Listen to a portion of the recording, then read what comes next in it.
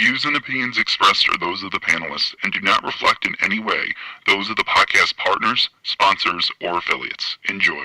Hi, this is Michael Buffer, and you're listening to The Voice of the People. Let's get ready for Boxing Voice. BoxingVoice.com. You seen what he did on Facebook, right? I run New York. Listen, I'm gonna make a motherfucking emoji like this, look. Dollar D Beyonce Productions. I run New York. BoxingVoice.com. All the guys want it. I want what Mayweather got. I want what Mayweather got. You done bust your ass like Mayweather. I was born to fight. My life has always been a fight. I sacrificed a lot to get to where I got to. You don't think you're being overly critical to a guy that took a body shot and didn't go down? There's no pressure. That's just my style. My style is to dominate. I want to get the guy. I want to stop the guy. You know, my motto is man down. BoxingVoice.com. Why you mad? I'm not saying the man can't take body shots. Wait for motherfucking March. We're gonna take this shit to the limit. BoxingVoice.com. Yo, what up, and shout out to everybody out there in the TBV universe. Back with another one, man. It's flagship. And I could not let you guys down, man. I had to come with one. I'm sorry, I haven't been doing the morning show. I've been kind of busy in the mornings, but I have been trying to do one show every day. And today, Flagship Thursday, we'll be previewing and predicting some fights. Also, we got news from Deontay Wilder. He says he feels like he is the best Black American boxer going right now. So we got something to talk about with that, because there's a lot of good dudes out there. You got the likes of Errol Spence. You got the likes of Terrence Crawford. You got the likes of Deontay Wilder. Like a lot of them top-notch American boxers, you know what I'm saying? Gary Russell Jr. got a stake, you know what I'm saying, for it too, you know what I'm saying? Even though he only fights once a year. And speaking of Gary Russell Jr., we got him back in action this weekend. He will be taking on King Tug, better known as Nyambayar. I can't say his last name. That's what it sounds like to me, you know what I'm saying? I can't say his last name, but we call him King Tug around here. I seen King Tug fight twice. He was on Showboxing, and he fought Claudio Marrero not too long ago, so we'll be breaking that down and getting to that. Also, we got the return of Guillermo Rigondeaux.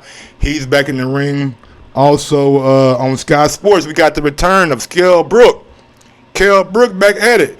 He's facing a dude that I've never heard of in my life, DeLuca, but we'll see how that plays out. And Kell Brook, man, truth be told, believe it or not, believe what you want to believe, he says he still wants that Errol Spence rematch.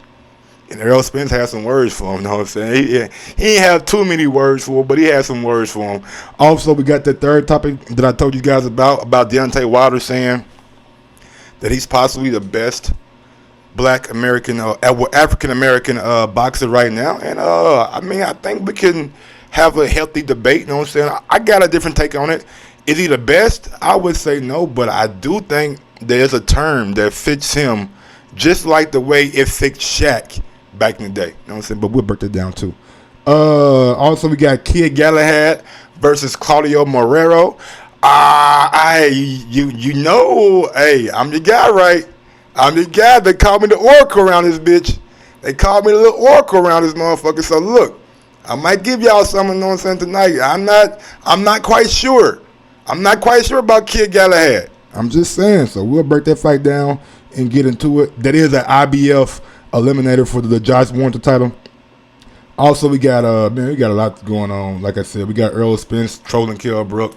And man, I don't know if you guys really follow Errol Spence on like Snapchat, but Errol Spence is motherfucking looking excellent in the gym, like shredded. It seems like he's in the gym every day. I was on his Snapchat earlier talking about he want to go out and train in Toledo. So maybe we gotta keep a little eye on Errol Spence. And I don't know, like some of you older guys ain't got Snapchat. And I know a lot of the younger generation does, but if you ain't following Errol Spence on Snapchat, it's like you missing some jewels, you know what I'm saying? You missing some things that you might have questions about. Like he's in the gym, he's working out, he's looks like he is in top top shape, and I don't think he's gonna miss any action. You know what I'm saying? I think he's probably gonna be back sometime April or March. You know what I'm saying? So we'll see how that plays out. But also we got some news and notes. Tomorrow should be a big time press conference. You know what I'm saying? Going on in the UK, a heavyweight showdown, a heavyweight mashup. So I'm looking forward to that. You know what I'm saying? And I was supposed to have a very special guest on tonight. I don't know if he's on or what he's doing, but he ain't talked to me yet. You know what I'm saying? But so we wait for the special guest. Y'all all love him. Y'all know him. Y'all know him by name. Y'all love him. So we'll see if he hops on. If not, then y'all guys are gonna be stuck with me for the night. Let me see what's we got on the notes. Bob Arum. Man, Bob Arum. Oh, whoa. Are you coming in hot, dog? You coming in hot? Who is that? Push mute. If you just come on the call, push mute. I don't want to mute you up. There we go. Appreciate you. But yeah, man. Bob Arum claimed that there are 10 more lightweights better than Devin Haney. What in the fuck is Bob talking about? Bob had that good string last night because I don't see 10 more lightweights better than Devin Haney in my personal opinion. But real quick, we got a super chat from Mr. 704 and coincidentally, you know what I'm saying, he put $7.04 at his super chat. So big ups to you, dog. You know what I'm saying? I like you know what I'm saying, staying in character. What up, TBV? Smash that damn like button. Y'all heard what the man said, man. Smash that like button, man. Go out to this roll call before we get to these topics, you know what I'm saying? Jonathan Stewart, what's going on? CYP, L Dog, Nando 84, Teddy B Midwest, Muhammad Ali, Eddie Jimenez, Mr. 704, Jonathan Smith, KLB 097, Sir CI, I don't know, that's a new name right there. The Earthquake, J. John, Chase, Sonny's Boxing Talk, man. Big ups to everybody out there in the chat, man. We appreciate you guys listening. Gutter TV, what's the business? Man, let's go ahead and, you know what I'm saying, get right into it. Topic number 1. I got it on my phone. Maybe I should put my phone up here so I can see it a little bit better.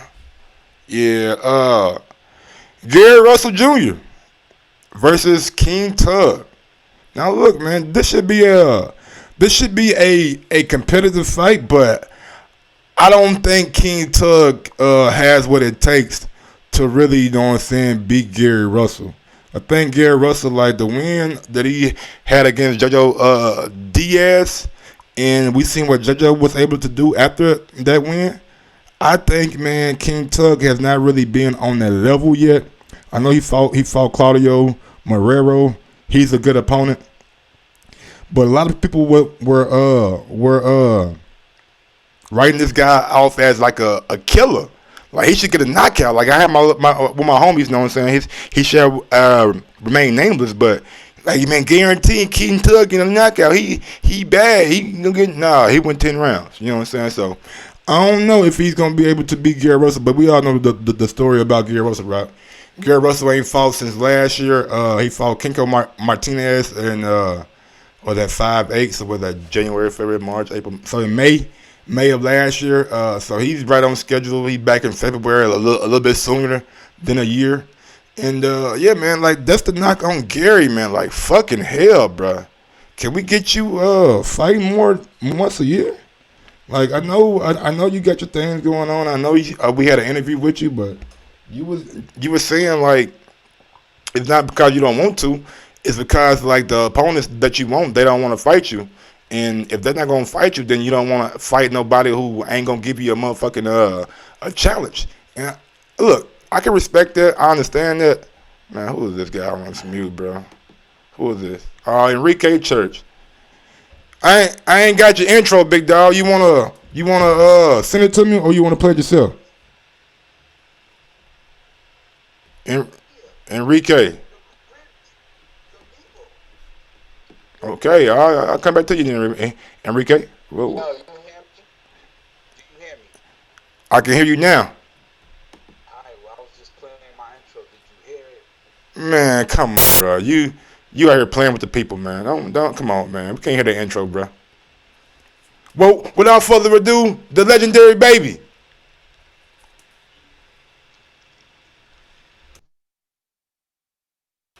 So you just gonna be quiet, or you gonna say something? Bro, the intro, man. Look, man, the intro is not it's not working right now. Enrique. Yes, thank you. I'm talking, no? Man, you on a hellified delay. Damn, all right. So keep the show going. All right, bro. You on a hellified delay. I don't know what's going on with that. But yeah, man. Let me see. King Tug, bro. Gary Russell. Let's go to this box right quick. Look at it, cause I don't know what just happened. My nigga Enrique, his shit got the ultra lab. Let me see what we got here. There you go, King Tug. As we all know, King Tug last fight he fought Claudio Marrero. No. Yeah, he fought Claudio. He won by UD. Then he beat Oscar Escandon, which is two pretty good back-to-back wins. To be honest with you, I like Oscar. He's a good name. But Gary Russell, man, you climbing a steep hill and trying to fight Gary Russell, bro. Like I don't know. I'm gonna go with Gary Russell this fight. I know King Tug is a solid opponent, but I just don't think being on this level, I don't know if he's gonna be able to beat a guy like Gary Russell or not. You know what I'm saying? So it is what it is. I mean, should be a entertaining fight. Should be if Russell don't come in focused, which is hard to believe because Gary Russell always come in like he's focused and he's ready to get it done.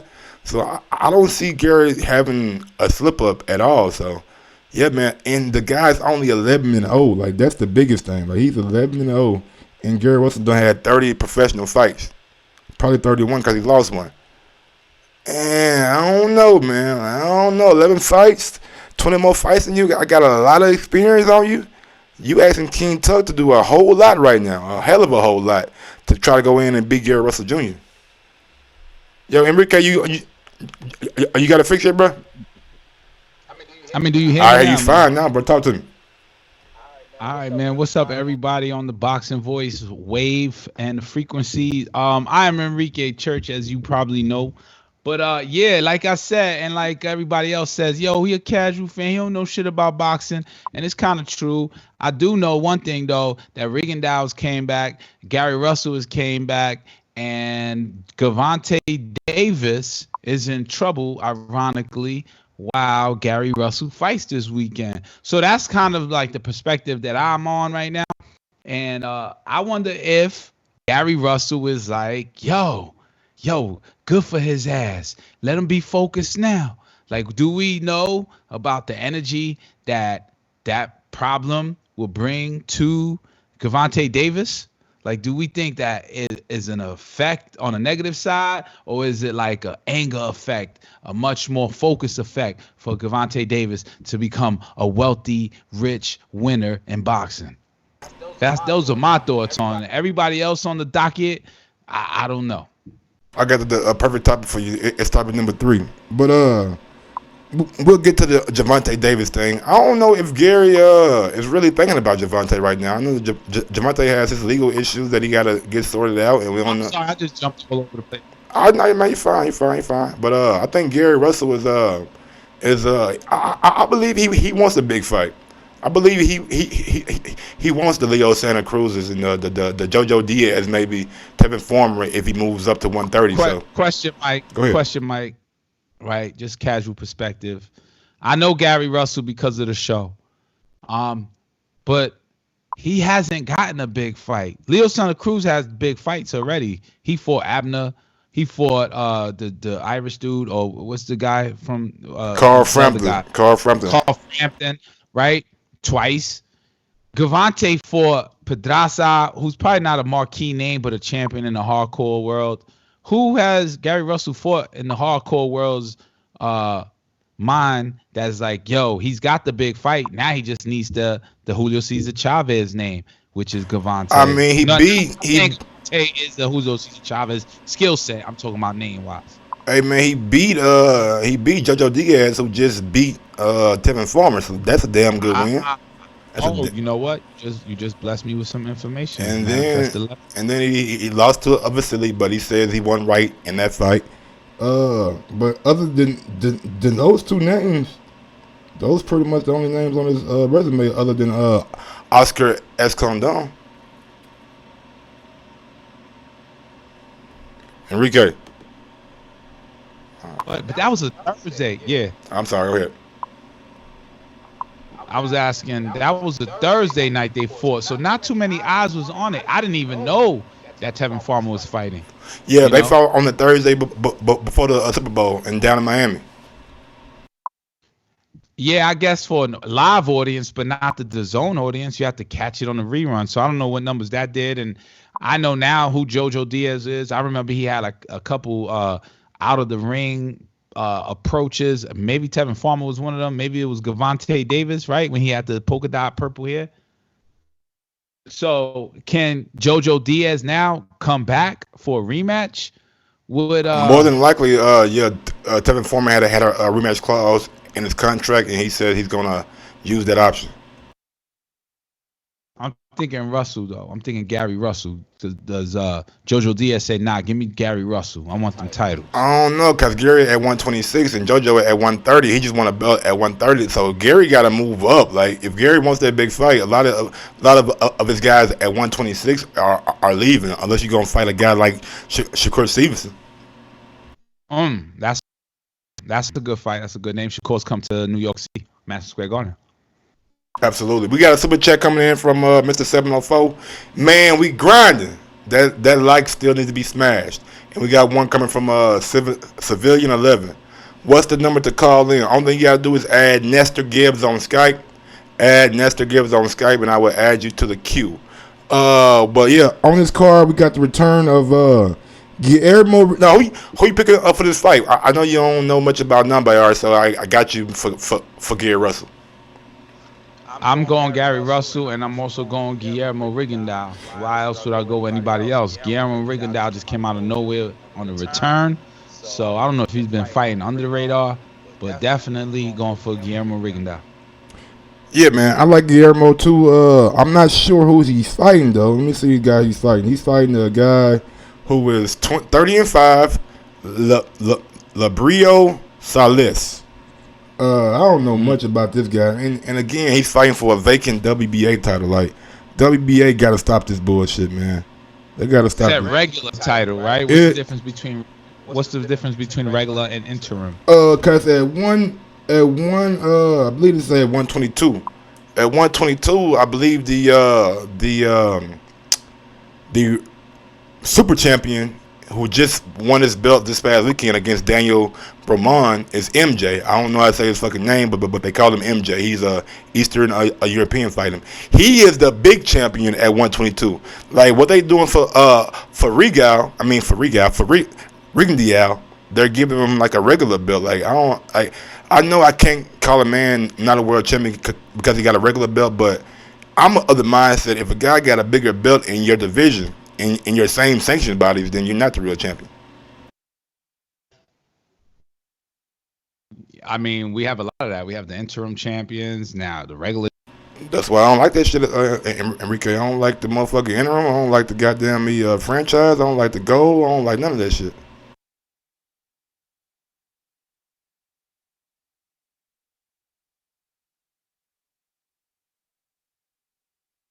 Yo, you still there?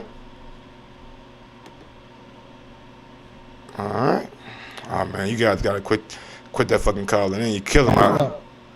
No, I'm sorry, man. Go ahead. Who's that? Is that me? No. That's somebody else on Skype. My friend. Go ahead. Oh, all right, because I'm on Ethernet. But I was saying, Rigondeaux, he's getting the regular belt. What opportunities come to him with that regular belt? I mean, just to have a better paycheck, I guess, and call yourself a champion. I mean, I don't know how enticing that regular is going to be, like getting guys in the ring with you. I would guess that who you named Shakur Stevenson in his weight class, right? Or is he even smaller than that? No. He's smaller than that. Shakur at 122. This right here, I mean, Shakur's at 126, and Guillermo's fighting for this belt at 122. Oh man, Guillermo is like nowhere. He got to come up and get that check. Otherwise, that belt is useless. To me, because I'm not gonna watch the names he fights. I'm just trying to support the man, you know. Absolutely. On to the next. We got Antoine Russell versus with Jose Marrufo in a 10-round junior welterweight fight. I believe this is Gary Antoine's first 10-round fight, so that's a big step up for him coming out the Olympics and things like that. So I'll be excited to see him on the Showtime YouTube stream if they do one. So I'll be checking for him. And we got Jamie. Man, come on, bro. How you gonna come on the stream and not be on mute? Come on, man. We got Stone Bone Boxing. What up? What up, Stone Bone? We got Jaime Arboleda. I don't fucking know. Arboleda versus Jayson Velez in a 12-round WBA junior lightweight eliminator. I know about Jayson Velez, you know what I'm saying? He should be able to pull this victory off, but I don't know much about his opponent, Jamie. But I know Jayson Velez has been on a lot of people's tongues, and I think he should pull this victory off. But I'm not going to pick that fight, you know what I'm saying, because I really don't know much about his opponent. We got Gary Antonio Russell, you know what I'm saying? Don't forget we got like 3 guys with the same name, with different middle names. Gary Antonio Russell faces Jesus Martinez in an 8-round bantamweight fight. And we got No, wait. Is it Gary Antuanne Russell versus Jose Marrufo? I call it Antoine. I don't know how to say that, bro. I'm not about to butcher that man's name. I'm just gonna say Antoine. If I say it wrong, then he'll correct me when he sees me. Ooh, okay. You know what I'm saying? Another Gary Antonio Russell. Damn. I told you. Mad Gary Russells. Yeah, man. They I believe they do that like that lineage shit. You know what I'm saying? Like everybody get the same name, but like a different like middle name, or something like that. Wait, is that the Gary Russell family? Like that's the same family? No, bro. Come on. Yes, that's you just said the lineage. Everybody got the same. They are all brothers, though. They're brothers. All right, that's what I just asked. Are they from the Gary Russell family? You know, if they all got. Hey, why you make Gary Russell sound like the damn royal family and shit? The dad got Gary. No, I just use Gary Russell because they all have Gary Russell with a different middle name. That's all. You made it seem like they were like a royal family or something like that. The family name? Yeah, family name.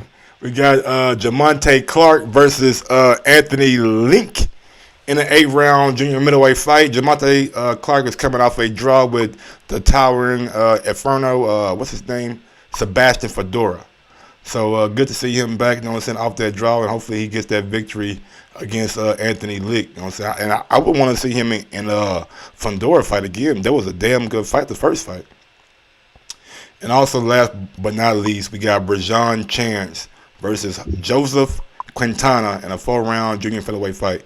Rajon Chance is somebody I think Ness has been talking about and been high on, so we'll see how good he is come this weekend. And to somebody that Cass does know, over in England, we got the return of the special one. Kell Brook is back in the ring, and he's facing Mark DeLuca. What do you think about Kell Brook? Well, I mean, he's coming off a loss, right? No, he's coming out. He's coming off a win against Michael Zafara about a year and a half ago, or maybe even 2018. He may have been absent all of 2019.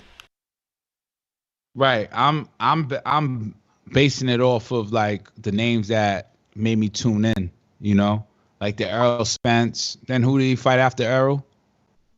Yo, man, he fought somebody named starts with an R. Rabchenko, something like that. I'm saying that. What's the purpose of Kell Brook coming back? Well, before you say anything, he said if he could have one fight that he really want, one fight that he want to right the wrong to, he want that motherfucking Errol Spence rematch. Or is he coming for Terrence Crawford? I mean, Kell Brook fought Gennady Golovkin, then he fought Errol Spence, and they weren't good fights. They were like way over out of his league. I guess it was a weight class. Was it? I mean, I know the Gennady Golovkin fight ended in a stoppage and got his eye broke, but he was having some success on Gennady at first, and the Errol Spence fight, man. When the last time you watched that fight? I'll rewatch it. I haven't. I watched it only once live. Go watch it again. He beat Sean Porter. I think when he fought Sean Porter, all right, it's like Paulie Malignaggi said, the fighters can't fight all the big names back to back because then they have a short career span. And I think that's what happened to Kell Brook. He could have fought somebody like Amir Khan instead of Triple G. And I think that he just went way ahead of himself in his trajectory. Like those names, Triple G and Errol Spence should have just been later in his career, because he had some hype. I never seen him fight. He had some hype. I tuned in, and he beat Sean Porter, and then that was it, man. After that, the names that I thought he may look good against, there wasn't no success. Especially Triple G. I actually didn't even think much of it. A lot of the hardcores was saying, "Oh, it's out of his weight class," and indeed it was. He got his eye socket broke. Yeah, man. But with Kell Brook, look, I think the Triple G fight, we all know that was for a payday. You know what I'm saying? He wanted that big money, and he got that big money. I think he got like $3 million for that fight. Then when it comes to the Errol Spence fight, we know that he didn't want to give up his belt. Like, he didn't want to give up his belt at all. So he wanted to defend that belt against Errol Spence and not vacate it. And to me, that's the mark of like what we as boxing fans should want out of all champions. You know what I'm saying? We should want guys to not vacate and move up just to avoid somebody. Go in there and fight Errol Spence. He did. He put on a damn good fight, but in the end, he got stopped. And from that point on, man, he just been like trying to rebuild, and I can't blame him. He's damaged goods. He's damaged goods, and I don't mean to be all mean about it, but I'm just saying, as a fan, if you just go to his record, or as a newcomer, if you go to his record and you see both his losses are KOs or TKOs, one TKO, one KO, you're not gonna be like, both TKOs. I want to see him fight Jojo Dan, or I want to see him fight, any random name. At least I don't. Not here in America. I think the casual is not gonna want to watch Kell Brook. Maybe if he comes and fights Amir Khan, maybe I will watch it. Actually, I would. I ain't gonna throw maybe. I would watch that. He's never gonna get the Amir Khan fight. He's never gonna get that fight. Amir Khan. Amir Khan needs that fight too. Amir don't need it. Amir just made $7 million fighting the dude that fights at 130, Billy Dibb, in Saudi Arabia. He don't need him. Trust me. We know he made that, but did the money come back? Maybe it did. Saudi Arabia, maybe it did, but that's still a gimmick, Like, he got to fight a name. Like, name somebody else that he can fight that we will watch big in America. Talking about Amir Khan, talking about Kell Brook. Amir Khan. I mean, you just said Amir Khan doesn't need Kell Brook. He don't need Kell Brook. You think he got another $7 million opportunity? I mean, if he. Like, I know there were rumors and reports of him getting the Manny Pacquiao fight over in Saudi Arabia if they could offer like enough money. Like Amir Khan still has a market to him because he's such a big name in his community. You know what I'm saying? Like, I don't want to get his nationality. You know what I'm saying? But in that Muslim community, like, my people love Amir Khan. Like, he's like the second coming of the best child ever, you know what I'm saying? Like, they love Amir Khan. They love what they seen in the Olympics. Love what they seen with his grit and his boxing career, and they gonna support him. With Kell Brook, I don't know if the UK is backing Kell Brook like Amir Khan getting back. I would agree with you, and I'm not gonna disagree with you. With Amir Khan, culturally is followed by the people in Dubai and the Arabic Saudis and all that stuff. I agree with you, because boxing itself is racially biased. Like, the audience pick based off race. That's why Mexican fighters are big. But my point is that in reality, what Amir Khan could bring to a fight, like what can he do? He lacks a lot of it. Like we could put Amir Khan and Danny Garcia's name next to each other, and you would say Danny's power can outdo. Let me ask you a quick question. Amir Khan's reflex. A real quick question. I mean? A real quick scenario. Would you, as a casual fan, watch Amir Khan versus Keith Thurman? Yeah, and I'll pick a winner off the bat. I know who to place my money on. Who is that? Keith Thurman.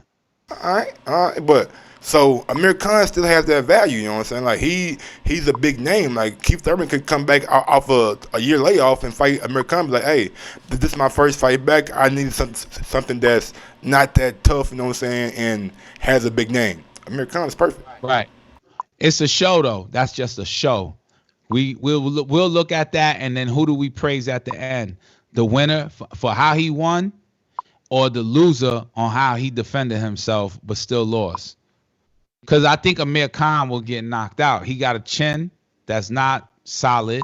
We seen that against Canelo. We seen that against Danny Garcia. And let's be real though, like Canelo slept him, but Amir Khan should never been slept him. So did Danny. No, Garcia. Danny didn't sleep him. Danny didn't sleep him. Danny iced him. No, he did not. The referee stopped that fight. Watch that again. The referee stopped. He iced him. He got his legs back. He was Bambi. The referee stopped the fight, bro. He didn't sleep him like Canelo did. That's all I'm saying. He got a TKO. Canelo, and you got to give Khan, nigga, you got to give Khan some kind of credit. I just watched that fight. Well, watch that round that he got knocked down. The nigga got up like 2 times after being knocked. Nigga, he was gone. But he got knocked down and never recovered anything. He had no answer. But he got up and proceeded to try to make it out that round. If that ain't showing no heart, I don't know what is, dog. Yo, Max Kellerman words. Who you rather be in that fight? Daddy Garcia. Okay, then. Daddy Garcia, you definitely right about that. All right then. So now, who would you rather be in a fight? Amir Khan, without even watching the fight, Amir Khan or Keith Thurman? I don't know. Who would you? I don't know. I don't know how dedicated Keith Thurman is though. No more. That is true, and that is a good fight. But I still confidently will pick Keith Thurman. Circling back to Amir Khan fighting someone else for $7 million. I think Amir Khan should fight Kell Brook. That's a big fight. That could be in Saudi Arabia. I don't see anyone else, because Amir Khan also lost against Terrence Crawford. Everybody loses against Terrence Crawford. All right, that's saying, but with that being said, Amir Khan has losses against the high level fighters. So Keith Thurman trains high level. Keith Thurman's ready to fight Manny Pacquiao and done a hell of a job. I don't think that Manny Pacquiao versus Terrence Crawford, versus Amir Khan will look the same. That pace. I feel you. Hey, look, I can't. Amir Khan. Go ahead. I'm sorry. Bottom line is Amir Khan needs to fight Kell Brooks. Kell Brooks needs that. That's the fight that has to happen. That never happened. That was always spoken about. We ain't gonna see Amir Khan versus Manny Pacquiao. We're not gonna see him against Mayweather. We only want to see him against somebody that he has a possible chance, and that is Kell Brook. Yes, but I don't. Let the winner. I don't know I don't know how interested Amir Khan is in giving Kell Brook that opportunity though. That's on him. We not interested in what his interests are. Our interest is a real competitive fight. At least mine is. I feel you. Well, who you got in that Kell Brook fight? I'm going with Kell Brook. You know what I'm saying? It's in Sheffield, his hometown. It's his comeback fight. So if he's the Kell Brook that we think he is, or that we seen but previously, he should get a mark up out of here within the distance. I'm gonna go Kell Brook. I don't know his opponent. I'm just gonna go for Kell Brook because my casualness that's my flynesness way of thinking. I feel you. Let me talk to the people real quick, Cass. Don't forget, if you're listening right now on YouTube, take a second to smash that thumbs up button. And this right here is coming down to, hey, I've been telling you guys, man, that they call me the Oracle. They call me Mr. Get It Right. You know what I'm saying? Like, if you want to win some money this weekend, I'm not saying it's 100% sure, 100,000% sure, but I'm about 65, 70% on the money side. But on my pick, I am confident. I am confident in this weekend's upset. I am picking. Michael Gross is picking Claudio Marrero to upset Kid Galahad this weekend in Sheffield. Kid Galahad is he's an okay fighter. Seen him against Josh Warrington. I wasn't really impressed in that fight. You know what I'm saying? I know it was a close fight, but in my opinion, it was yeah. You know, it was. I mean, Josh did what he had to do to keep the belt, and Kid went on and complained about it, and he ain't fought since then. And Marrero ain't fought since he fought King Tug last year. So I think this should be a good fight, and we've been seeing a nice run for Dominican fighters over the past couple of months. You know what I'm saying? And maybe Claudio can keep it going. You know what I'm saying? So I am picking Claudio. I think that he has the reach advantage over Kid Galahad. I think Kid Galahad doesn't punch as hard as Claudio does. And I think as the fight goes longer, we're going to see Claudio using his boxing ability to really start to pick Galahad off. And possibly, you know what I'm saying, I don't know if he's going to get the stoppage, but I do think he's going to land the cleaner, bigger shots on Kid Galahad this weekend. But yeah, man, I got Claudio Marrero, you guys. Let me know if you guys agree or disagree, or if you guys want to win some money. There you go. On the undercard, we got a women's junior lightweight fight. We have Eva Wahlstrom and Terri Harper. Also, we got the return of what do you call himself? The Doncaster De La Hoya. And that man is Dave Allen. He's facing Dorian Darch in a 6-round fight. It's just one of those fights for Dave Allen to get back in the ring. You know what I'm saying? He wanted to take the Daniel Dubois fight a little while ago, but Eddie advised him against that, and he's fighting Dorian Darch. I don't know much about Dorian Darch, man. He's a guy that everybody fights over there in England. Whenever you're coming up or you need a tune-up or something like that, that's the guy you go pick. I think Dave Allen should get I ain't gonna say that because Dave been letting motherfuckers down. I don't know how focused Dave is for this fight. I'm not gonna say Dave's gonna get the stoppage, but Dave Allen should win that fight. Also, we got Martin J. Ward, you know what I'm saying, somebody that I like to see fight. He's fighting Jesus Alperan in a 10-round junior lightweight fight. I'm going Martin Joseph Ward, you know what I'm saying. He's a damn good boxer, and I don't know much about Jesus, but it could be one of those fights that we look at it as an upset, you know what I'm saying. These unknown things get a chance and things like that. Now, who is that not on mute, bro? I'm trying to figure out. All right. We back.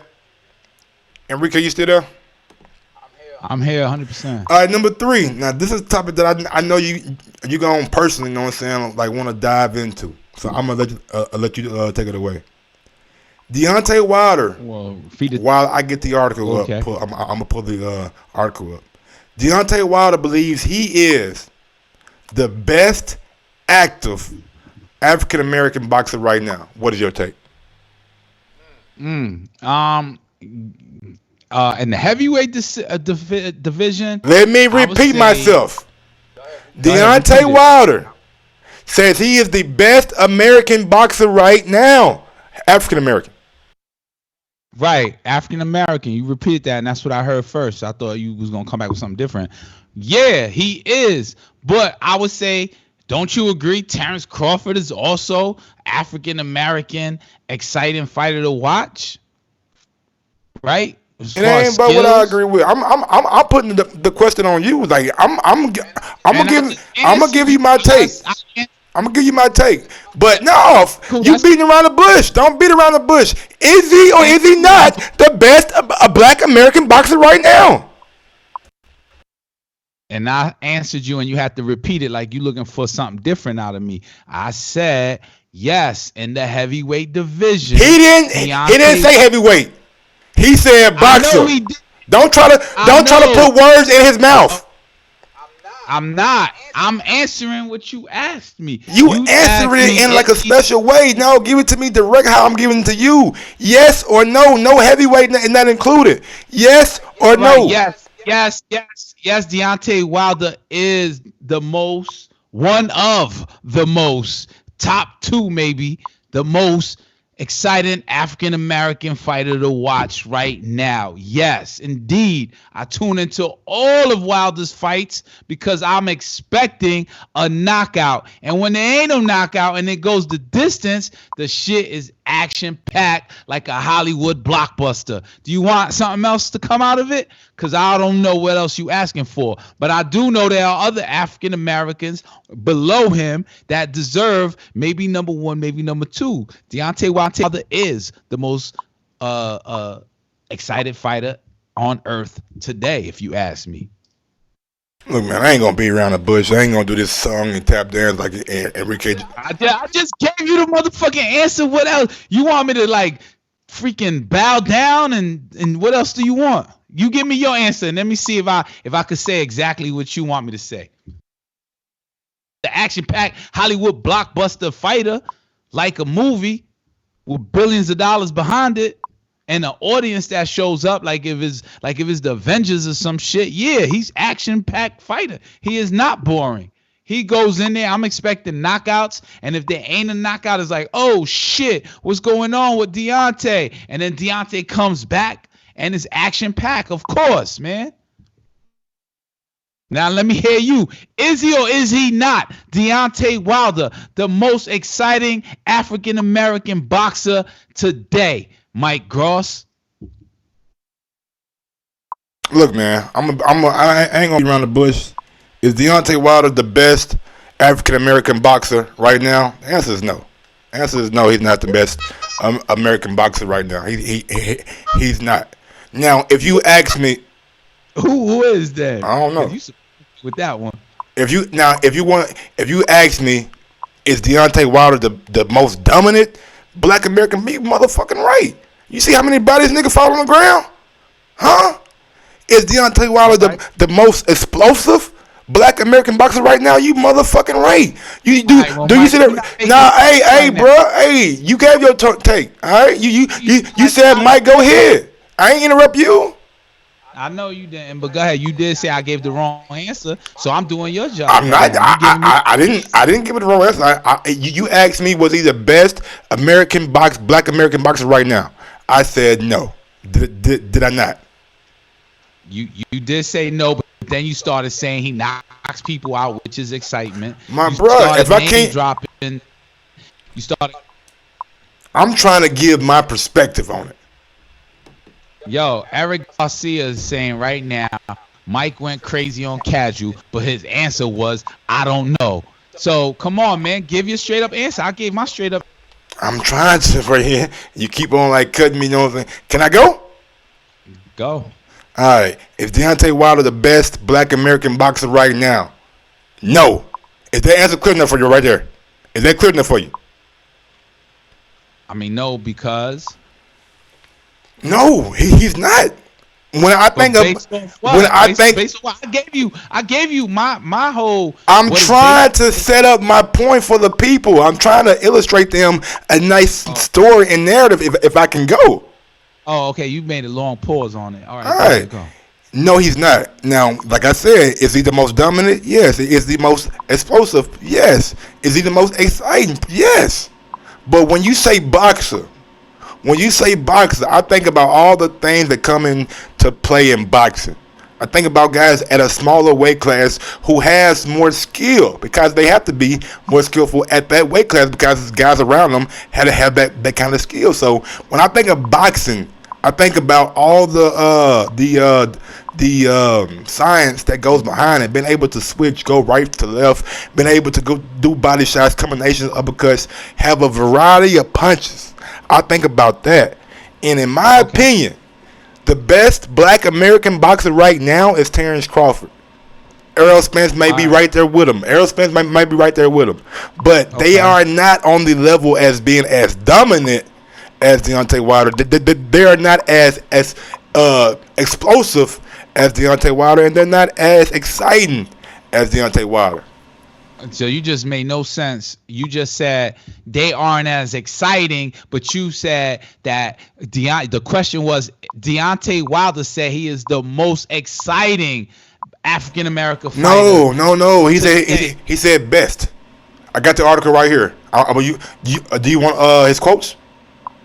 Just give me one quote that made the question, because I was starting Deontay to say Wilder, and this comes from boxing scene. In my opinion, I will say yes. It's me as the best active African American fighter. I believe in myself strongly.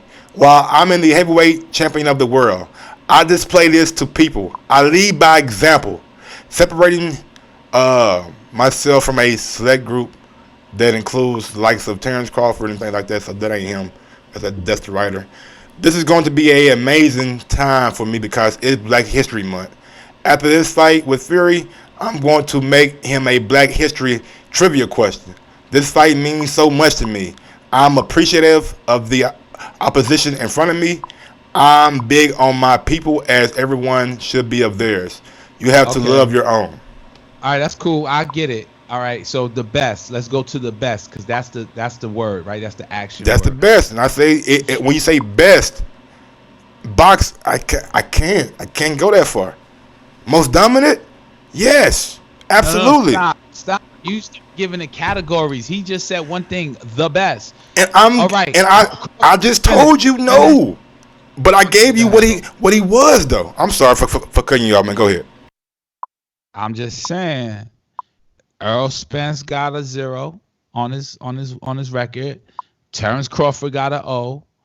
So does Deontay Wilder. So it could be argued back and forth who's the best. The excitement then says who's the best. The dominant does say that all of them are dominant.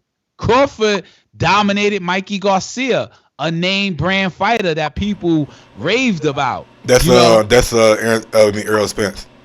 But Errol Spence. Terrence Crawford dominated. He dominated everybody in front of him. And so does when I think about domination, I think about one person in particular. That's your definition. Can I just speak? When I think about domination, I think about one person in particular, Shaquille O'Neal. The way he dominated the NBA in the early 2000s and the late 90s, that's domination to me. And when I use that, everybody here don't watch basketball. I'm just saying, if you know Shaq, then you know what I'm talking about. Use a boxer. It's a boxer. Enrique, can I finish? Please. I don't know what Shaquille looks like. But you know what fuck Shaq, man, get the fuck out of here. But anyway, he looks like physically, but I don't know what he looks like on the court. I don't know. And Shaq was the most dominant presence I ever seen on a basketball court in my lifetime, and that's what I feel like Deontay Wilder is when it comes to the boxing. He can dominate somebody by just throwing that motherfucking right hand. Like, people are so weary about that. Like, you lose rounds with Wilder before you get in the ring because you got to be weary of that right hand. Like, you don't want to get caught with that shit. All right, cool. That's internally, that's within you. And what I'm answering within me about him being the best is that the best brings everything to the ring and leaves it all in there, whether he gets punched in the face or not. The dude got punched and comes back and knocks your ass down on the ground. He showed it with Fury, and he showed that shit with Luis Ortiz. Terrence Crawford has been dominant. Yes, he is exciting. Yes, he is the best. Yes. But still, man, you cannot take away the man's statement. And he's the best active African American. Right now, when I said, in the heavyweight division, you were like, nah. You try to reshape it. Yes, he is dominant, and yes, he is the best. In my opinion, that's a great response that he had to whoever asked him that a question that gave that response. That could be debated, man. All right, man. That's so who? Give me your top 3. Black fighters right now. Give me a top 3. Me? Yeah. We just named them. We went, I'm not gonna put an order on them, but it's Crawford, Wilder, Spence. Sean Porter's there, but I don't put him in that top 3 because of the he doesn't have it. Gervonta? And Gervonta Davis, yeah, I would say he's one of them. He would be on the top 5 list. Gary Russell? Nah, we ain't. He's not. He has not yet been tested. Jamel Charlo. They all great, but not the best yet. The one with the O, he still has potential. Imagine he comes in there, beats Danny Jacobs and beats Canelo. There's a reason why he hasn't fought any of them. Keith Thurman is the best, but again, that O, he lost that O. That O does a lot, man. That O means a lot. All right. I just thought it was a intriguing question, man. That's all. It is. It's a great topic. You could go back and forth. Look what you produced out of it. I just when I think about the best, man, I think about just levels. You know what I'm saying? Like dimensions. You know what I'm saying, to your game and things like that. Not saying I don't have dimensions to a game. I just think that Spence and Crawford got more layers to that game. That's all. Look, what would you say Wilder cannot do? Every fighter is comfortable throwing a punch, different position. Yeah, there's the traditional way, the fundamentals are there, the jab, the 1-2. But there's ways to like set up and do some wild ass windmill punch that is going to land right on the chin and knock your ass out that nobody has done before, and Wilder has done that. Honestly, I can't say what Wilder can't do because I haven't seen an opponent that puts Wilder in a precarious situation to force him to get out of his comfort zone. Tyson Fury did, and so did Luis Ortiz. That's why there's rematches on both of them. I guess, man. I don't know. I guess. No, don't guess. No, rewatch the fights. There was rounds where you were like, "Oh shit, Wilder, he's facing adversity." Oh, come on, man. Yeah, but he got caught. Like that didn't show me that he couldn't do something. You know what I'm saying? Like that showed me that he could weather a storm. You know what I'm saying? But that didn't show me what he can't do. Like you asked me what can't Wilder do. I know, but you only came up with that after the fact, that what he can't do. But while it was happening live on your screen, you were in suspense. Oh shit, what is going on? Stop it, man. I'm just talking to you as a fan sitting right next to you in the arena. No problem, big dog. Let's go ahead and move on to topic number 4.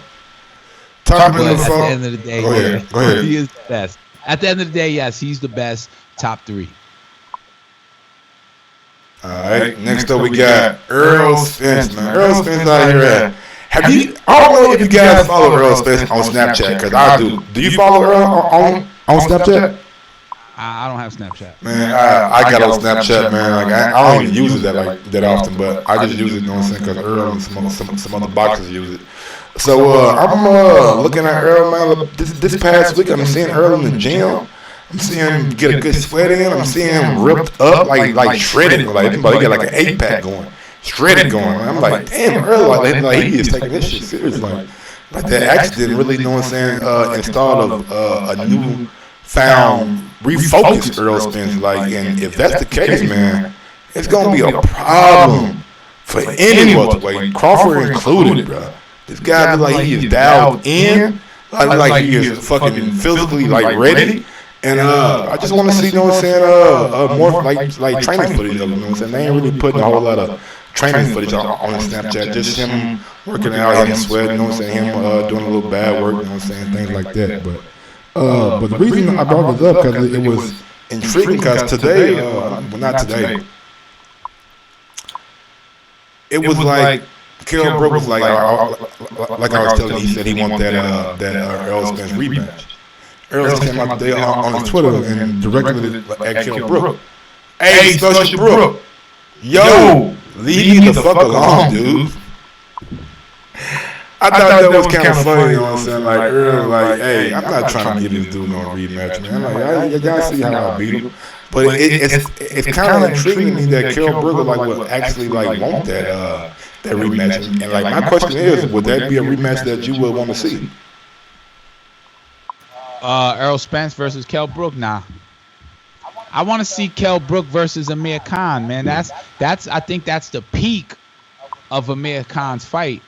I think that's the tippity top of where we could say possibly Amir Khan could pull that off and go call out Manny Pacquiao, you know, or Errol Spence.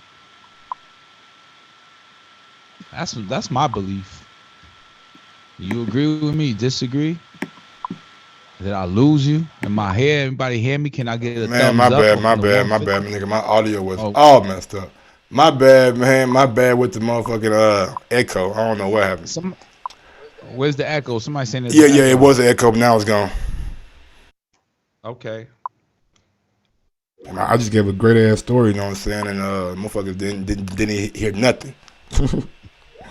Well, give it again. No, man. I'm just saying Errol Spence trolling Kell Brook, told him to leave me the fuck alone and things like that. So it's just a fight that, I mean, it may be a good comeback fight for Errol if he wanted a little comeback tune-up fight, something like that. But I don't think Errol's going to give him a rematch. I don't think that those guys are going to fight again. But I just thought it was funny that Errol came out and responded to that video.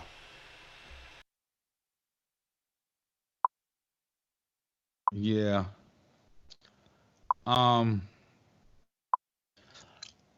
Yeah, he's keeping himself relevant, man. You know, Kell Brooks is a name, right? Kell Brook, he's a name, and we're gonna tune in. I don't know how the numbers would do. Where's that gonna be televised? The Zone? This weekend, Kell Brook, he'll be on Sky Sports and he'll be on the Zone.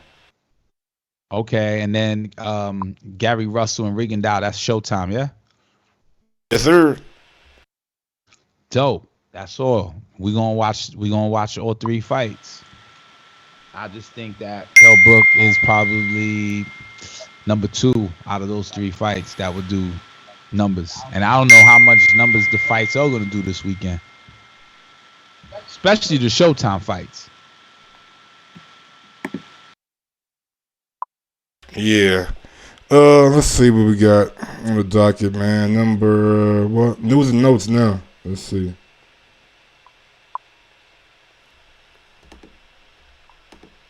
We have Manny Pacquiao back in the news. Manny Pacquiao Promotions representative Sean Gibbons has revealed that Floyd Mayweather told them he's retired and won't do a rematch. Gibson said Pacquiao's next fight will be in June/July with target opponents Errol Spence, Danny Garcia, and Sean Porter. Yeah, I like to see all those fights if they were to happen. I would like to see, based off of Manny Pacquiao's Keith Thurman performance, I think that'll be a hell of a fight. I think, damn, what was that? I think that's a dope ass fight for him and Danny Garcia. Perfect opportunity for Danny. I think Danny gotta really focus if he fights him, because off the bat, I think the odds are against Danny Garcia, regardless of Manny Pacquiao's age. And Errol Spence to fight Manny Pacquiao, that's going to be the retirement fight.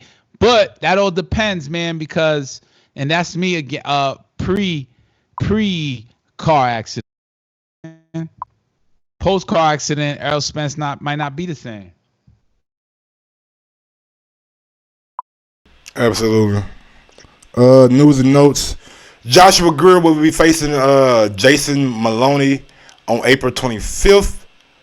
Joe Joyce and Daniel Dubois have a rumored press conference tomorrow with Frank Warren, so it should be a UK pay-per-view. I'm excited for this fight, you know what I'm saying? I'm really big on Daniel Dubois, not so big on Joe Joyce, but it's a good fight for Daniel Dubois. It's heavyweight action, man, definitely. What's going on? Why you cut off? No, I was just saying I'm digging the fight between Daniel Dubois and Joe Joyce. I think it's a excellent fight. I think it's a good barometer for Daniel Dubois. I like Daniel Dubois' power. I like his boxing ability to a certain point, but sometimes he get hit too much. You know what I'm saying? Sometimes he get hits way too much, but I don't think Joe Joyce has like a whole lot of power either. Word. Let's see what ahead. Where's that fight happening? That's this weekend? No. It's a press conference tomorrow to announce it. Oh, okay. Is that the Philly fights? Nah, man, it's a UK fight. Let's go ahead and move on, bro. Yeah, let's move on. Regis Prograis and Maurice Hooker remain in advanced negotiations, so hopefully that fight can happen. Stephen Ortiz versus Damon Allen, March 27th. Jamel Herring versus Carl Frampton, likely for Windsor Park in June, so Jamel will be traveling over to the UK to defend his belt. Bob Arum says there are 10 other heavyweights better than Devin Haney right now. I gotta disagree with you, Bob. I'm not going to sit here and like harp on it, but to say 10 guys are better than a world champion at 135, I give it like nah, bro, nah. And do me, man. If you guys keep on texting, the fucking clicking noise is not gonna stop. So you can quit texting me, man. Please. Put your shit on vibrate though. It's not the phone. Devin Haney and 10 fighters better than him. Well, Bob Arum, you need to promote him because no one knows them. We only know about who? Devin Haney. That's my reaction to that response. If I was reading that in an article, my response would be like, who are they though, Bob? Bring them out, you know? Absolutely.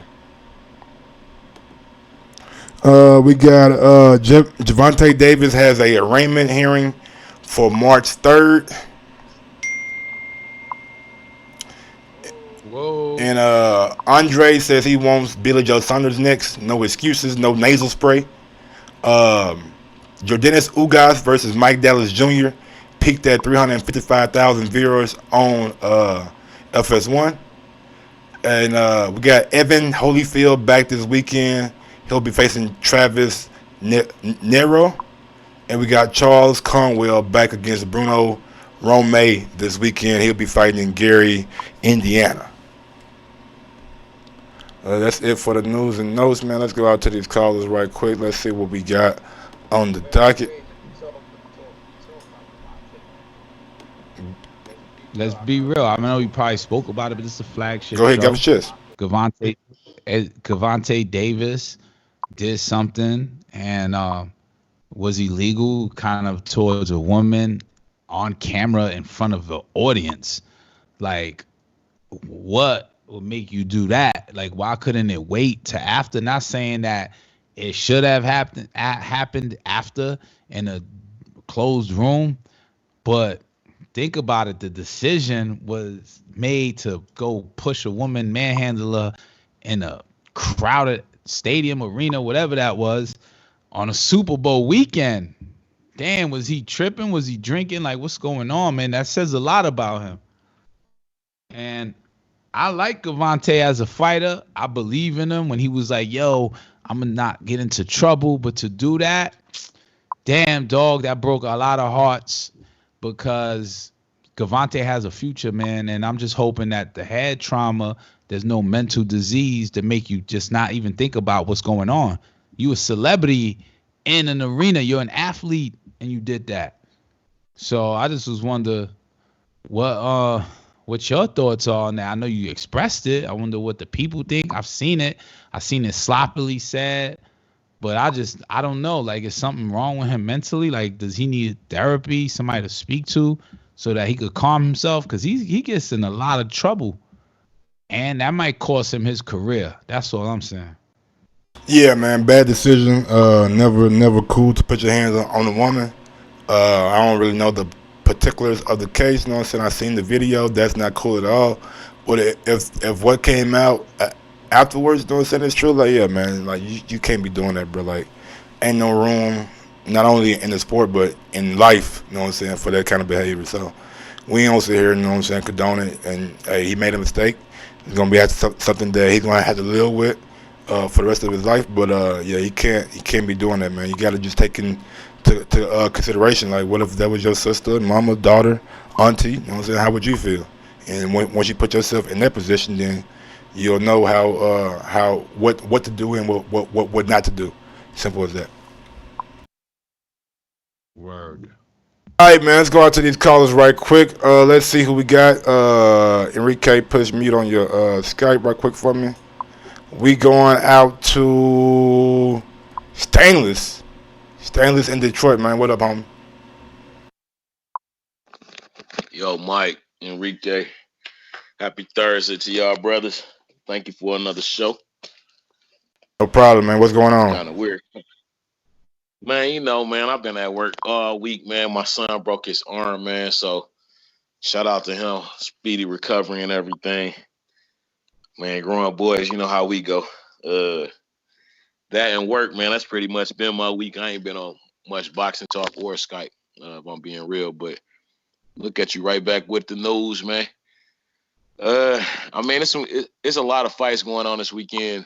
None of them really are like the hype fight. So, of course, me like any other boxing fan, I'm gonna watch, but it's not the fight I'm waiting for. I think because we're sitting on the precipice of that pay-per-view, it's like everything else. It's just dull to my senses right now. So I'm gonna have to get through that. That Gary Russell King Tug fight. That's probably the biggest one at a weekend, to me anyway. It's good to see the Russell brothers not just fighting on their daddy birthday this year.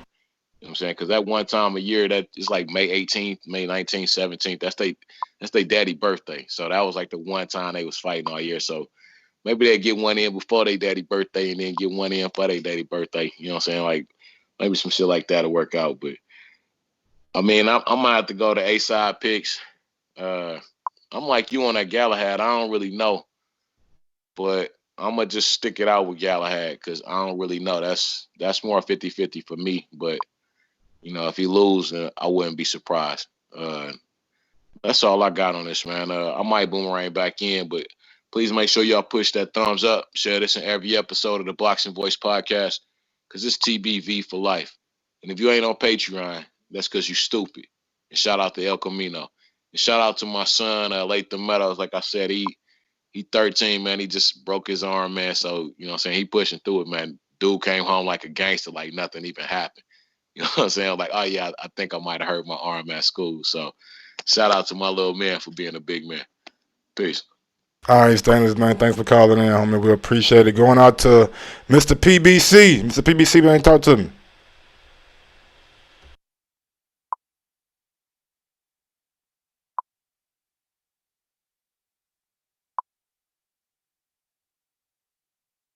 Mr. PBC going once. Mr. PBC going twice. All right. Going out to Mr. CYP. What's going on, homie? Yo, come back to me. I'm about to be in a bad area. Give me like 3 calls. All right, bet. All right. Let's go out to Stone Bone Boxing, man. Talk to me. What up, Mike? What up, Mike? What up, TBV? Yeah, man, it's a lot of news today, man. A lot of news. Good to see Earl back in the gym. Stay in shape. See what happened with this. See if he do the Pacquiao or Danny. It's probably gonna be Danny. Wilder, he probably number 2. I mean, 1 or 2. Like I could flip him back and forth. He probably the most influential African American boxer right now. He holding the most. He holding the biggest court right now for black fighters because he got that knockout and his message. You know what I mean? And to this day, is one of the biggest things is out there. Ain't nobody else, no other boxer got no slogan right now. You know what I mean? That's being repeated by old black people that know what he's talking about. So that's another level. Gary Russell, I think he needs to stay active. He could probably beat Tank. He could probably beat Leo. He could probably beat all them guys. He just needs to stay active. We just going off of wishing and praying now. Just like, damn, we know he got the speed. I think he would do better in a rematch against Lomachenko right now. So, and what else was it? Oh yeah, hopefully what did he say about Javier Heron? I was in the other room. What Bob? I think he's gonna be fighting Carl Frampton over in Windsor Park in June. It's always gonna be. Damn, they keep pushing that shit back, man. We need them back sooner than that, man. He's gonna be out the ring for 6 months. Carl Frampton them trying their best to get him out of shape, but it's not gonna happen. Bo Magnum on top of that, so he gonna get that done, and hopefully we can get some unifications with some of the other guys at 126, or if somebody gonna vacate, we can get some shit ordered, get something done. So I guess that was it, man. And I'm gonna catch you on the next one, bro. All right, big dog. Let's go out to No in New Orleans. What's going on, No? Whoa, I'm an audio I sign. mean, you good. Yeah, but it's good. It's good to see Earl in shape. You know what I'm saying? And I don't know how soon they're gonna put the info out, but we need to see who he's gonna fight next, so we can look forward to that and find out what the fight gonna be. Hopefully, it's in Dallas. If it's out there, you already know. And know in the building, you dig? But the wilder question. I ain't gonna lie, that's a tough question, right? But I'm kind of 50-50 with that. You know what I'm saying? Like,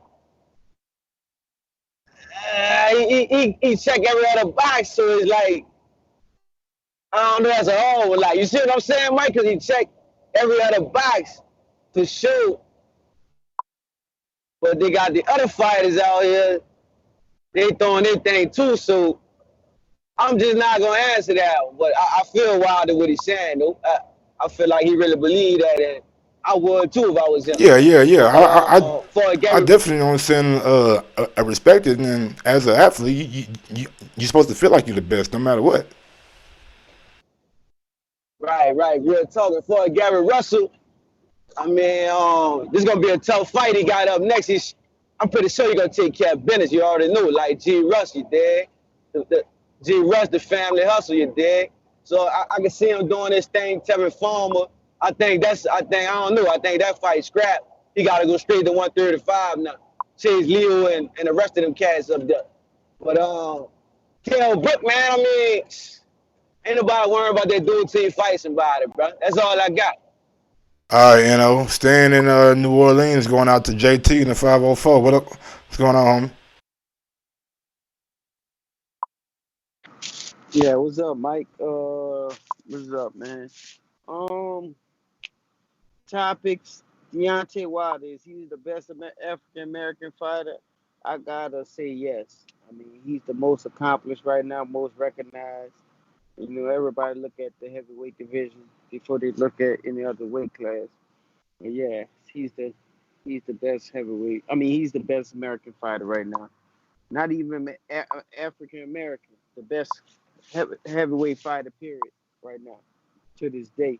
Um, the other topic, Errol Spence versus, I mean, Errol talking Kell Brook trolling Kell Brook trolling Errol.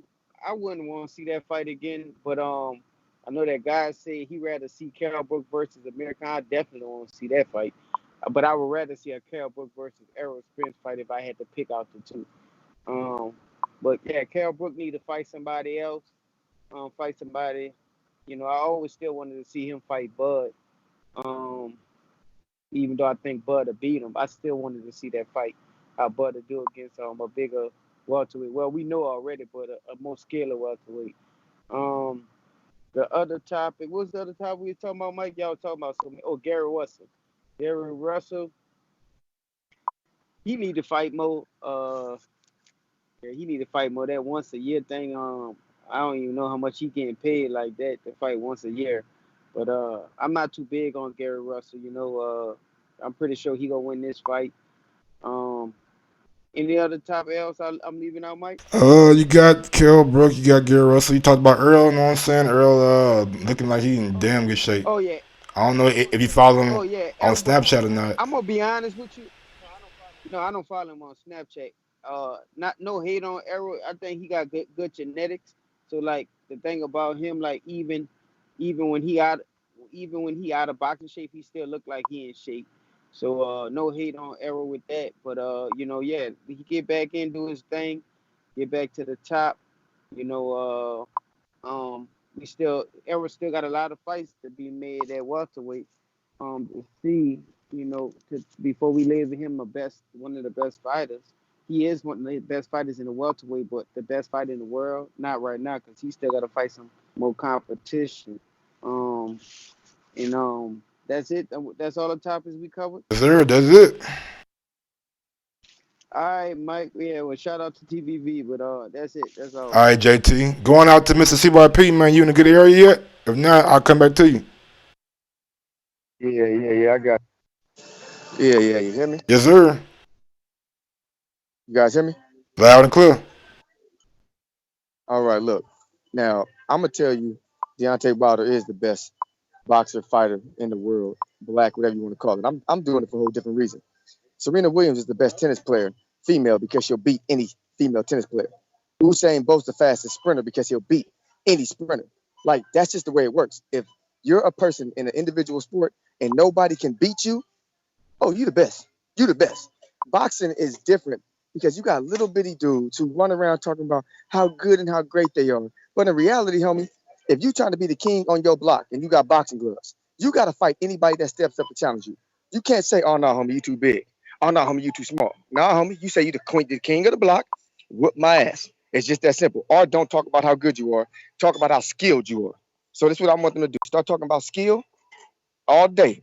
Skill. But you ain't the best if another man walking the street can beat your ass. That's how CYP feel about it. That's a good point. That's a good stance to take right there. You know what I'm saying? Like, hey, I can't argue with that because I don't think Earl or Crawford can beat the Wilder at all.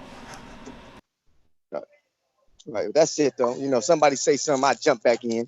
If not, give my call to JT because I like hearing him talk. You know he ain't gonna take it, man. All right. Oh, we got one going out to Lamar Bum Squad Army. What's going on, homie? Not much, man. How you? Chilling, man. We chilling. All right. So yeah, I mean, for most of the fights you mentioned, I don't got too much to say about those. I think it's pretty much the A side on most of those fights. I do think the Gary Russell fight's gonna be interesting, but I think ultimately he probably gonna win. As far as the Wilder question, at first I was pretty much kind of on the same thing as you are. I don't know if he's the best, but I do think he's the most dominant. But then y'all kind of got into a little debate about that. So I just looked up the definition of best. And after looking at the definition, yes, he is the best. I mean, if you look at the definition, it got things on there saying the most excellent or the most effective, the most desirable type or quality, the most enjoyable, most advantageous. After looking at those, that stuff just had Wilder all on it to me. So I would say yes, he is the best black boxer in America, period, out of all the weight classes, based off the definition. I would say, yeah, he definitely the best, and that's pretty much all I got for today. All right, Lamar, man, thanks for calling in. We're gonna go out to one more time, Mr. PBC, Dom, on Skype. Mr. PBC, man, talk to me. Yo, what's good? What's going on, man? How you doing, Mike? How you doing, Enrique? Enrique left the building. Oh shit, my bad. Well, how you doing, Mike? I appreciate everybody's opinion. The best African American. You chose Chance Crawford. I really am I'm the undecisive with that one. I feel like once Deontay Wilder beats Tyson Fury, which he will, because Tyson Fury is a great white hype, it would be the best, especially in America. With Terrence Crawford, I believe I would love for him to make history, and history is ready to be made. Deontay Wilder's doing his thing. Gervonta Davis, I feel like we talked about that, but he'll learn his lesson. He's kind of young, so he's just kicking it with people who got money. Obviously, it ain't people his age. With the fights, Andre and stuff, wanted to fight Billy. I've been wanting to watch that fight. I still feel like that's lingering around, but doesn't Andre have to move up, or is Billy moving down? Andre said he'll go up and get it. Oh, okay.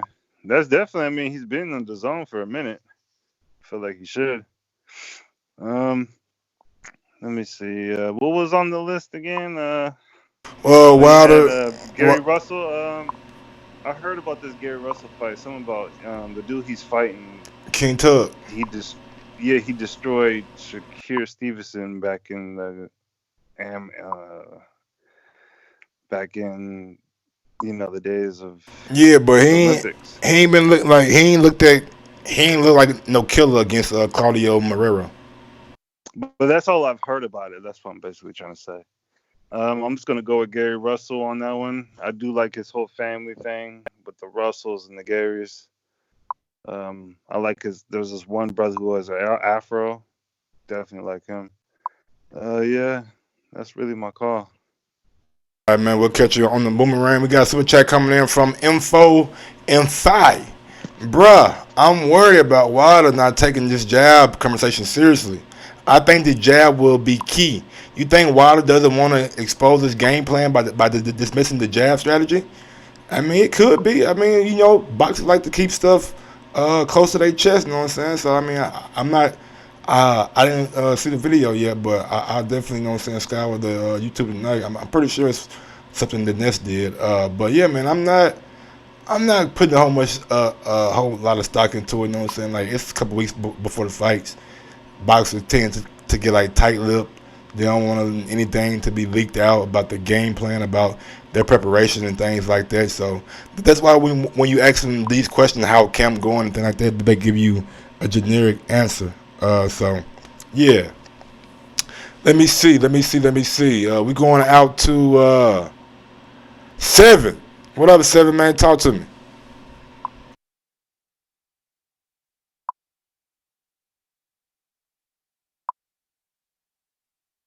Seven going once. Are you just listening? I think you normally be just be listening. 7 going twice. Yeah, man, you in a bad area, dog. You in a bad area, man. You need to fix that. Going out to Steve Pass. What's going on, Steve? Yeah, hey, what's up, Mike? How's it going? Wonderful, man, and thank you for your help earlier, bro. I appreciate it. Yeah, no problem. Yeah, Gary Russell, this guy, he's elite, man. He's one of these elite level fighters. So I don't see him having a problem. Like you were saying, this guy, he don't have the experience level as Gary does. I just wish, I think, Gary's been talking he's going to go to 135. So maybe things are going to change and he's going to give us what we want. Because, for Gary, he needs to be in these unification or going against other champions. That's the level of where he's at. Fighting these mandatories is really doing nothing for him. It's easy work. He always comes prepared. He's always on weight. He's always on point. I mean, there's nothing really bad you could say about Gary Russell. So I'm picking him. I'm glad to see Rigondeaux coming back. I think he's gonna win by knockout. And then on that, the only fight I'm looking forward to on the UK fight is the Galahad and Marrero. And I'm like you, I'm gonna pick Marrero by knockout. I think he's gonna knock out Galahad. And then as far as with Deontay, with Wilder, I don't think it's a question that he's the best boxer. I mean, he's 42-0 with 95% knockout ratio, and he fights in the heavyweight division where he's fighting guys with different weights all up, and you know what I'm saying? Like he's not in like a weight class that's with, you know what I mean? Like he could fight a guy 20, 30 pounds heavier than him, So I don't think it's even up for a debate. He is the best right now. So And you guys are slowly but surely like convincing me, man. Like I could be wrong. And if you take everything into like the totality, he could be the best right now. But yeah, that's all I got, man. Have a good night. Going out to Trey on Skype. Talk to me. you be doing, you and this both be doing me dirty, man. I be in here before all them other dudes, but because my name is Trey, I That had to shit doesn't change start with a T, man. You gotta finish it with an A or something. Like, hey, A Trey or some shit. Dudes jump in way at the end and still go before me. My bad. But CYP and Steve both kind of stole my argument, because I felt like, yeah, I don't care about how skilled or whatever, can't none of them dudes beat him. And then Steve and CYP both made a point, but Steve's point I like the most. If you put Bud with in the ring with a dude 50 pounds heavier than him, how you think he gonna do? So I just feel like Wilder gotta be, because can't nobody beat him. None of them dudes that you can name. What was the other one? And for casual, the boy name is Gervonta. Gervonta. What he call him again? What he call him? He called him Gervonta, but he claimed that's one of his favorite fighters. You gotta put that Latin twist on it, you know what I'm saying? You gotta put that little that girl. Got nothing to do with Latin. That shit make me laugh though every time I hear it say it. Hey, and that's say it wrong too. He call him Gervonta.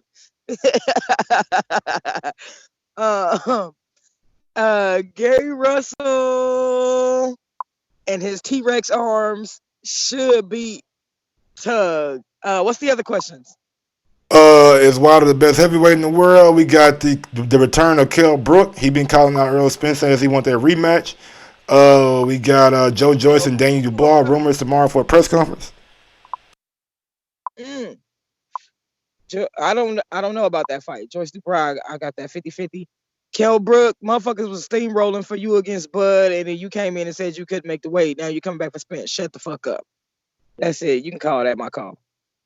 All right, Trey, thanks for calling in. Let's go out to these boomerangs right quick. Going back out to NO. Talk to me.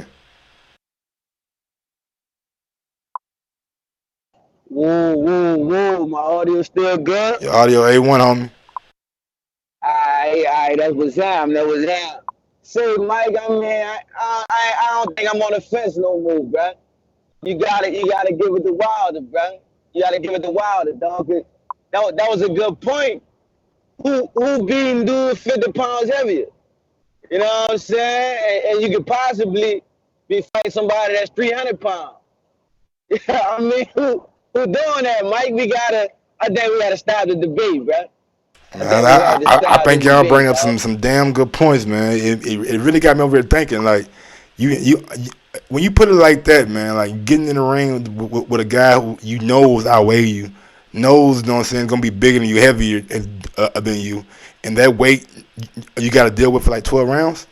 But when I see Bud in the ring, I see that when he says boxer, I see Bud in the ring, that skill. I see Earl with that skill. It's tough, it's tough. But I see a lot of fighters, bro. They got the skill, but if a dude too goddamn big, he just too. What they say? A good big man always what? Be the good little man. No. A good big man would be the great little man. That's what I'm trying to tell you. Why the beat these motherfuckers anyway? So I mean, we gotta admit like something going on. Come on, man. When the last time AJ fought somebody 50 pounds heavier than him? That's a big motherfucker. Thinking most of AJ fights and shit, he was the big guy outside of the Ruiz fight. I think every other fight AJ fought like shit, he probably was like the bigger man. That's what I'm trying to tell you, dog. So we gotta get Wilder's props, bro. I just boomerang back in to get that point in, man. Like, yeah, we gotta look at that. Cause size matter, bro. Weight matter, bro. Absolutely. All right, we're gonna go out to Mr. Stainless. Stainless, man, talk to me on the boomerang. If you don't want to, let me know. Yeah, I ain't even touch on the water thing, but I thought that was a given. I always take Nassim Richardson stance on that. You know, you put him in there with who you consider like all the best technical boxers, you know what I'm saying, all the best slick boxers, you know what I'm saying, all these power punchers, you knock them all out. So I'm gonna have to stick with Wilder the best right now. I mean, the whole 40, 50 pound fighting people 40, 50 pounds bigger than him. That also adds to the argument. But no matter who you put him in there with, he knocking them all out. So yeah, I'm gonna have to stick with yeah, he the best. You know what I'm saying? Black boxer right now. So yeah. That's all I got on that, man. And to anybody that's listening, push that fucking thumbs up, man. That's lazy as fuck. You got all the muscles in your hand. Type that bullshit in the chat, but you can't waste 2 seconds pushing that thumbs up, man. Y'all like everybody water fight. Y'all trying to be perfect for every second of the podcast, but you can't be perfect for 2 seconds to push that thumbs up. So like and share this in every episode of the Boxing Voice podcast, TBV for life. And if you ain't on Patreon, that's cause, yeah. And shout out to El Camino. Peace.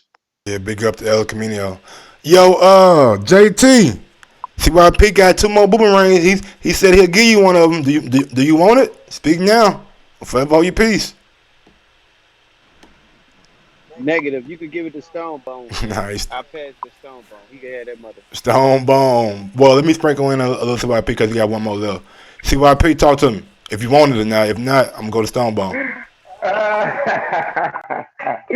Damn, my nigga, I'm throwing out an olive brand. Man, I'm throwing out an olive brand. We supposed to be friends out here. Anyway, I'm glad everybody understands the logic of best and the definition of best. I'm glad I ain't got to argue and time folks out and do all that shit. You know, this is a good show. You know, I guess motherfuckers coming to their senses now when they realize that Fury got to do all this shit and fire all these coaches and dip his hands in gasoline and do all this crazy shit just to get in the ring with the dude who y'all don't think is the best. Man, please. He the best. He the best, and you know he the best. That motherfucker's the American champion. He built for it tough. He the world champion. It is what it is. You got a problem with that? Come see him. Bomb Squad in the motherfucking building. Good luck to you, champ. Good luck to you, champ. Great show, TBV. And you know, you can't listen to TBV without CYP. I'm out.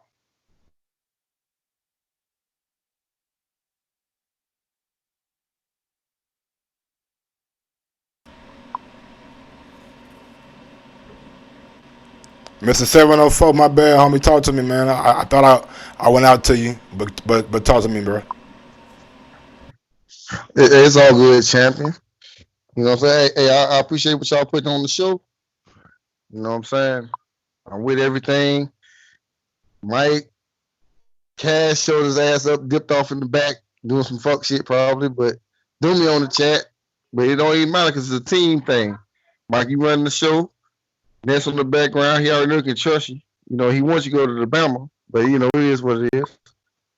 But at the end of the day, I appreciate y'all. You know what I'm saying? And the thing about the African American shit and all that other shit, it's African American, so we compete with African Americans, bro. We ain't got no Caucasian Americans. You know why? Because it's Caucasian Americans. It's not Italian Americans. It's not Russian Americans. And to me, we Americans, like on some real shit, we would say before most of them, because when America first started, it was English people who brought African slaves. So I mean, like, we're Americans, so it don't need to be classified as the African American thing, because your ethnicity is different than your race. Your ethnicity is your culture, your history, what's been passed down. Your race is your features, how you look and everything. That's your race. I mean, so you know what I mean? There's just little intellectual input on some things, so some Google things that somebody can look up and wake their brain up. But Deontay Wilder is the best American right now. You know? Hey, man. And that's kind of where I'm going with that, bro. I got you, bro. I totally get it. I got you. But anything else you want to say before I go to the next caller? Oh, no, that's it, brother. I appreciate you, man. Keep doing your thing. All right, big dog. Going out to Rod and A70. Right. Rod and A70, bro. What up, man? Talk to me.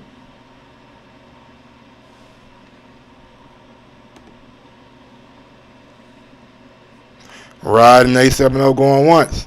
Dallas Cowboys on Skype. Going twice. Dallas Cowboys going. There we go. What's up, Mike? What's going on, homie?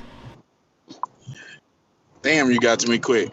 So I have Gary Russell, of course. Hopefully he get the Leo Santa Cruz fight after this win. I doubt it. Who else fighting? Who else fighting this weekend? Kell Brook back. He fighting Mark DeLuca in a tune-up fight. You know what I'm saying? It's a lot of little fights this weekend, He but should win. nothing major. Guillermo back too. Oh yeah, that's right. He definitely will win. I think both of those guys will win. What I was going to say, Mike? How much money you make off the Super Bowl? I ain't even bet on the Super Bowl. Shit. I did 100 on KC minus 1.5, and then when they went down by 20-10, they gave you a crazy Plus money. money line, Yeah. and I put like 10 on it. So I won a little bit out I was there. trying to. But I picked tried to do the Super exact Bowl, man. same thing, bro. But the motherfuckers, they wouldn't let me deposit some money in my account for some reason. I don't fucking know. Okay, yeah, that was weird. Yes, I ended up making like $150 profit off the game, but yeah, that was a lucky shit because I thought my money was gone. Like in the beginning, when San Francisco got that interception, I thought my shit was gone, and I ended up getting lucky and winning it. So, but nah, man, I think what Wilder said with him being the best African American boxer, I don't agree with that. I think it's Bud Crawford, hands down, right now. Bud has done too much, moved up too many weight classes, and his skill set is just elite. And I think it's him right now. But I do think Wilder and Errol Spence are a close second, but I would have to give that to Bud if I'm being honest. Although I would pick Earl to beat Bud in a fight by a split decision, I think Bud would be my best African American fighter right now. I don't know if you talked about that. I'm just kind of winging it right now. You know, I brought up Bud, and just for the record, man, Earl would never beat Bud. I hear you. I'm sure Jay Mack could have something to say on the after show after me saying to him and Stoneball. But that's my call, man. Thanks for doing the show, man. Keep it up, man. I'll try to get in the super chat here when I get to the house to support you tonight. I appreciate it, man. Appreciate everybody who joined the stream. Smash that thumbs up button. Last but not least, we're gonna go out to Stonebone Boxing. He was given the boomerang by CYP. Stonebone, man, close it out. Oh, what up? What up? What up? Yeah. Stonebone, you still there? All right, my bad. Go ahead. Oh yeah, shout out to CYP man for the. Shout out to JT for ducking ducking that call, man, and letting CYP slide it to me, man. But like I said, to me, Wilder is the most influential fighter because of the mantle he's carrying, the things he's doing, the type of money he's making. I just don't think many people are carrying the type of burden that he's carrying for really not even just boxing, just for the culture. Because I'm telling you, when that to this day shit happened, man, I seen like old people like in their fucking 60s and 70s talking about to this day. I was like, God damn, that shit mean more than some people realize. It just go over their head. They ain't never been a part of the black struggle in America to understand what he was talking about. A lot of people been pampered, raised in the suburbs, and you know what I mean, hungry white people, so they thought they was white, so they had a comfortable life. So shout out to Wilder, man. And if he ain't, what's Wilder model, Mike? What's his model? If he's not, what's his model though? Speak it, believe it, receive it. So Yeah, I if might he's say, man, not, I was gonna say niggas gotta be perfect for 12 rounds. I gotta be perfect for 2 seconds. I mean, he got so many of them now. yeah, I'm just talking about his life model, what he lived by. So Speak it, believe it, receive it. yeah, so even if he not, he gonna speak it into existence, and he believe it, so he gonna receive it. And everybody who think that he's not, I mean, like it don't really matter. I'm looking at Bud in a different light. I look at Wilder as a guy that's on a mission, just on a whole nother level. And I think Bud is on a different type of mission. It ain't as historical as far as the black struggle from the South, the Alabama slammer, the things that he's seen as a young man and coming through out of the South. It's a different struggle than you get in the Midwest and the North. So I'm with Wilder 100%, man. He the face, he the mantle, he's carrying all of this for all us black Americans, whatever the fuck you want to call yourself. You can be American, African American, but you black all over the motherfucking earth, from Africa to India to wherever you at, you black, and that's a universal code that people need to stop ducking. So I'm gonna catch you, Mike. Good job, man. What Ness always said, what he said, he's solo dolo. You the real solo dolo, man. No Manolo. No, man, no, man. I should have went down there, but I just had too much shit going on. But I Hey, will be man, back in the morning, though. better been there for your daughter's birthday. My daughter's birthday was January 30th, man. So I know the time frame, man. So be there for your kids, and you'll get to the next one. That shit ain't going nowhere. Wild about to be dominating for the next 5 years, so you got time. All right, man. We'll catch y'all on the next one, bro. Already, big dog. With that being said, man, smash that thumbs up button. Don't forget, you know what I'm saying? I will be trying my damnness to be back in the morning time with a morning show. You know what I'm saying? I had some things going on this week, but everything has been taken care of. And, yeah, hopefully I will be back in the morning with that morning show. But big ups to everybody out there in the chat. You know what I'm saying? I appreciate you guys listening, joining the stream, and all that good stuff. Yeah, man, we got Errol Spence trolling Kell Brook. This week we got Gervonta Russell taking on Nyambayar. Things like that. Let me just put a little outro beat. Can I get a little outro beat going? Let me see, can I get a little beat going right quick? Oh, yeah, we can. This shit loud, though. This shit ticking.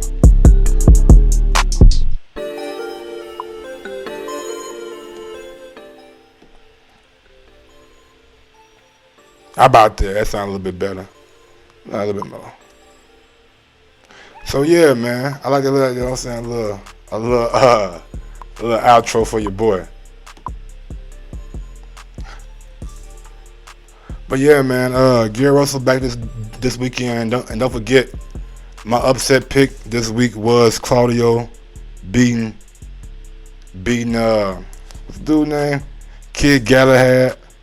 I got that fight going like that. Also, I got who else do I have this weekend? That's the only really big upset that I have. And yeah, man, catch me in the morning. I got a special show. Hopefully, I'm gonna do in the mornings. It's the WBC.